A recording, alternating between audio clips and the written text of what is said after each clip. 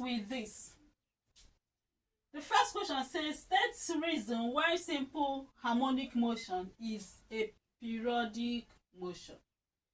Simple harmonic motion is a periodic motion because the motion is repeated at regular interval of time. It repeats its motion at regular interval of time, or you say the pattern of the motion is being repeated at regular interval of time. Simple. 2. State 2 factors that affect the period of oscillation of simple pendulum. Remember that the period of simple pendulum, the formula is 2 pi root L over G. So considering this formula, it means that the period of the oscillation of simple pendulum is affected by 2 factors: the length of the pendulum and the acceleration due to gravity.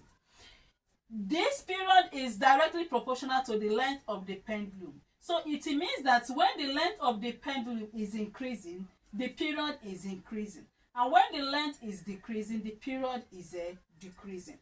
But the period is inversely proportional to the acceleration due to gravity, meaning that if the acceleration due to gravity is increasing, the period will be decreasing. And when the acceleration is decreasing, the period will be increasing. And that is it. So question number 3 says, sketch the graph of total mechanical energy against displacement y.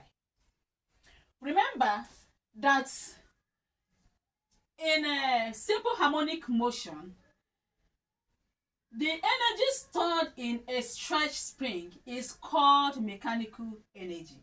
And mechanical energy is made up of 2 forms of energy, 2 types of energy, known as the kinetic energy and the potential energy. Considering this diagram, this sketch we have on the board, which is sketch of the motion of a simple harmonic motion, you can see that this is the thread holding the lead bulb. So the lead bulb was displaced, just small displacement to this place. But at this place, there is maximum displacement. Remember, this is the amplitude. Amplitude means the maximum displacement. So from here to here, why do we say that this is the highest displacement? Because the h here, from here to here, that is the h. From here to here is the h. The h here, this height here, is greater than the height here, which is greater than the height here, which at this point, the equilibrium, the height is 0. So remember that our potential energy, the formula for potential energy is equal to mgh, while your formula for kinetic energy is equal to half mv squared. Okay, so it means that if this is the formula for potential energy at this point will be maximum. So PE at this point is what? Maximum. Why the kinetic energy at this point will be 0. So the KE at this point is equal to 0. This is because at this point the velocity here is 0. It's not actually accelerating at this point. Rather, it's trying to change direction. Okay? So, and the same thing is applicable here. The potential energy at this point is maximum, while the kinetic energy is 0. And remember we said that mechanical energy is equal to the potential energy plus the kinetic energy. That is the total mechanical energy of this motion, on this spring, is equal to the potential energy of it plus its kinetic energy. Now, let's look at what is happening during the motion. At this point now, when the bulb is being released, it moves from this place. As it's moving towards the equilibrium point, the height is reducing.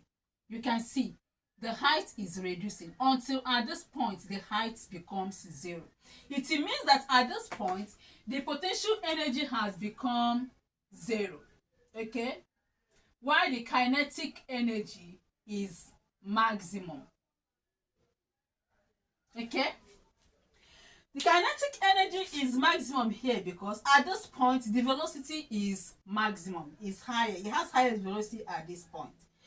So it's what's actually happened is that this kinetic potential energy here that is maximum here, as the bulb is accelerating towards the equilibrium position, the potential energy is being converted to kinetic energy gradually until at this point all the potential energy has been totally converted to the kinetic energy. So, and that is the reason why the potential energy here is 0 and the kinetic energy becomes maximum. So when the bulb leaves this place, as it's accelerating towards this area, this point, the kinetic energy is being converted back to the potential energy gradually until at this point that it has maximum height, all the kinetic energy has been completely converted to the potential energy. And that is the reason why kinetic energy at this point is equal to 0 and the potential energy becomes maximum again. So this is what happened during the motion. So if we bring it to what we were asked for to do, you can see that at any point in time during this motion is either the kinetic energy is maximum or potential energy is maximum, or the kinetic energy is being converted to potential energy, or potential energy is being converted to kinetic energy. So at any point in time, if you add the kinetic energy to the potential energy, you will get the same value. So the sum of the kinetic energy and potential energy here is constant, is equal to the sum of kinetic energy here and potential energy, and is the sum of the kinetic energy and potential energy here, which is also the sum of the kinetic energy and potential energy here. So this actually means that the mechanical energy of the total mechanical energy of the simple harmonic motion, that is the simple pendulum, is a constant throughout the motion.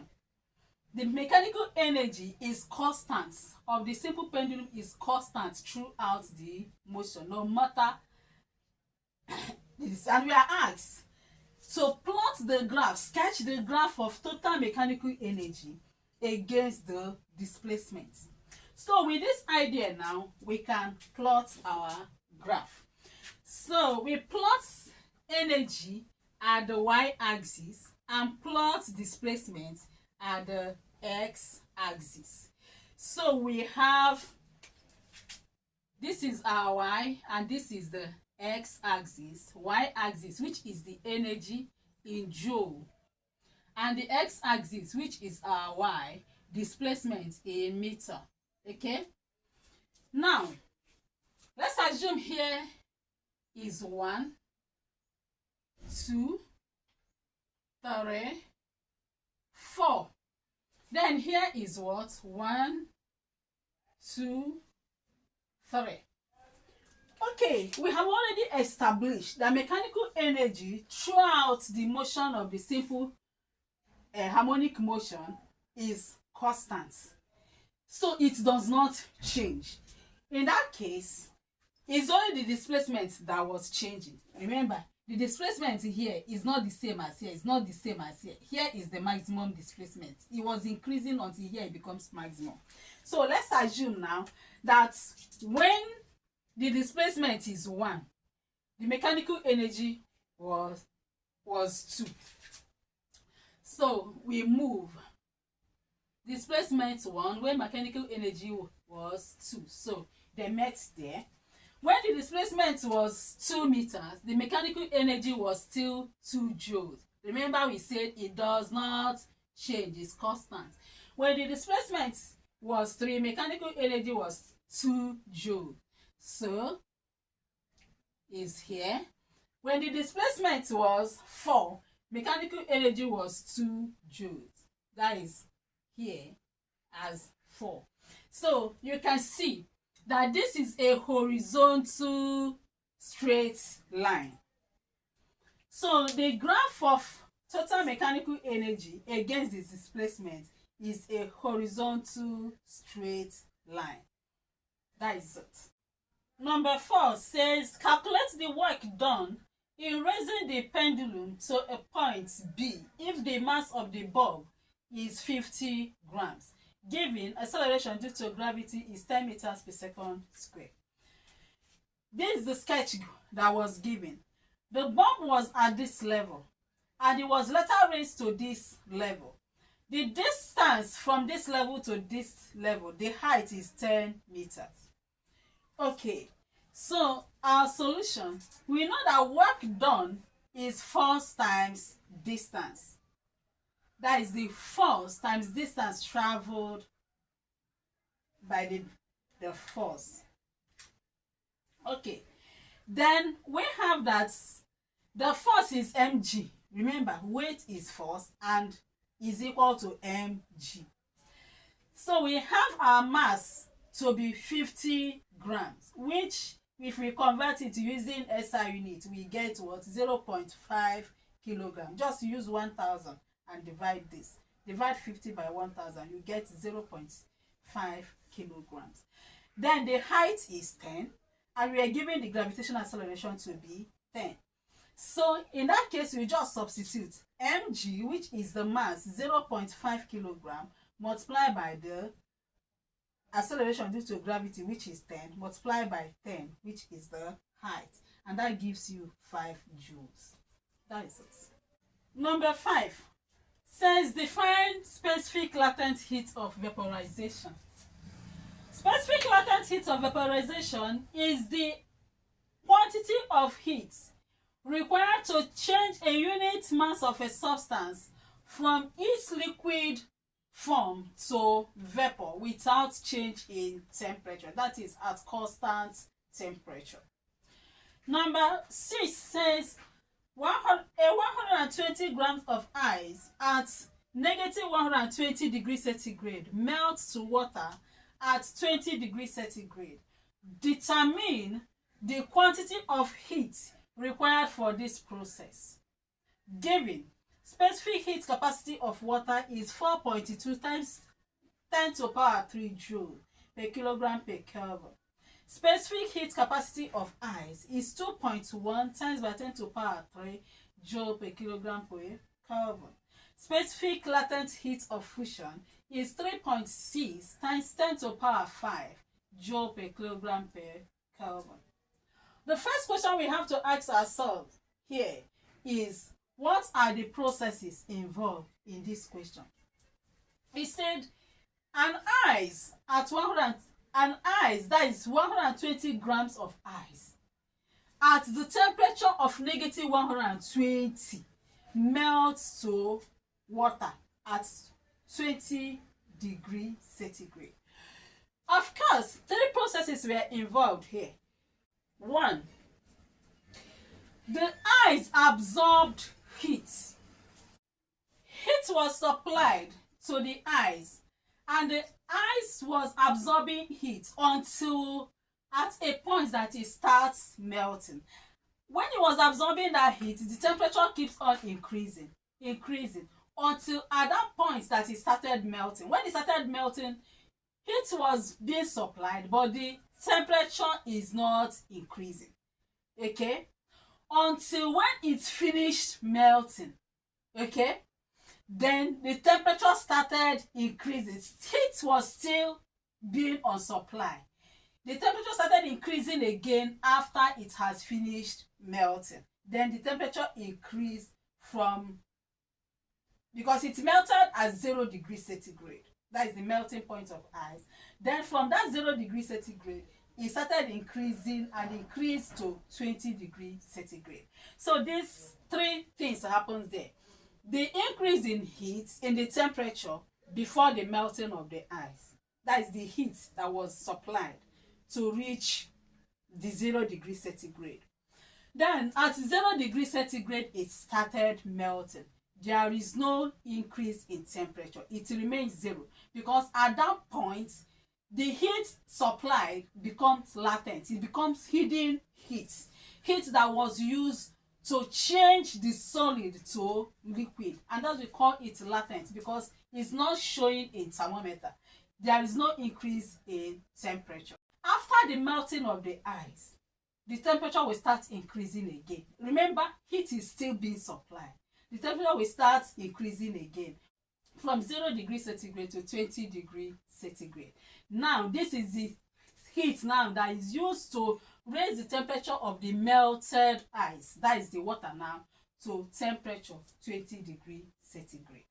Now, you can see what we are going to do now is that we will get the quantity of heat that was supplied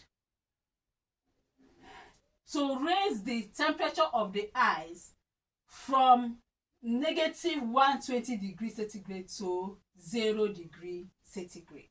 We keep that aside. Then we calculate the quantity of heat that was used to melt the ice at 0 degree centigrade. Then we keep it aside. Then we calculate the quantity of heat that was used to raise the temperature of the melted water from that 0 degree centigrade to 20 degrees centigrade. Then we keep it. We now add the 3. That will give us the quantity of heat required for the process. And because of space on the board, we are going to use CW for the specific heat capacity of water. Then we are going to use CI for the specific heat capacity of ice. And we will use LF for the latent heat of a fusion of ice. Okay? So that's what we are going to do now. Okay, this is the mass of the ice, which is still the mass of the water. So if we convert it to kilogram, we have 0.12 kilogram. This is the specific heat capacity of the water, 4.2 times 10 to the power 3 joule per kilogram per Kelvin. The CI, that is the specific heat capacity of ice. The LF, that is the latent heat of fusion. Then this is the temperature of the ice before the heat started supplying heat. Remember, it was raised from this negative 120 to 0 degrees centigrade before it started melting. Then from 0 degrees centigrade, when it started it melts at 0 degrees centigrade. Then it was later raised from 0 degrees centigrade to 120 degrees centigrade, which is the temperature of the water, the highest temperature reached. Okay, now let's go to the first process. The first process is before it starts melting. The temperature, the heat that was used to raise the temperature from negative 120 to 0 degree centigrade. So the quantity of heat is MCT, the mass of the ice, multiply the specific heat capacity of the ice, multiply by the temperature change. So the mass of the ice, we have converted it, that is 0.12 kilogram, multiplied by the specific heat capacity of the ice, which is this, multiplied by the temperature change. The temperature changed from negative 120 degrees centigrade. It was raised from 120 degrees centigrade to 0. So 0 was the higher temperature there. And the 0 minus negative 120 is equal to 120 because negative is positive. So we have 0.12 multiplied by 2.1 times 10 to the power 3 multiplied by 120. And that gives us, gave us 5,040 joules. Okay, during the melting, that is the heat now that was used to melt the ice, is calculated by MLF, that is the mass of the ice multiplied by the latent heat of fusion. So, and that is 0.12 multiplied by 3.6 times 10 to the power 5, which gave us 43,200 joules. We keep it aside. Then we have the third step, which is now the heat that was required to raise the temperature of the melted ice. That is now the water at 0 degrees centigrade to 20 degrees centigrade, which is equal to the MCT, which is the mass of the water multiplied by the specific heat capacity of the water multiplied by the temperature change. This is the mass of the water. This is the specific heat capacity of the water. And the temperature change is 20 minus 0 because it was raised from 0 degrees centigrade to 20. So the change in temperature is 20 minus the 0. And 20 minus 0 is 20. So if you multiply this and 20, we get 10,080 joules.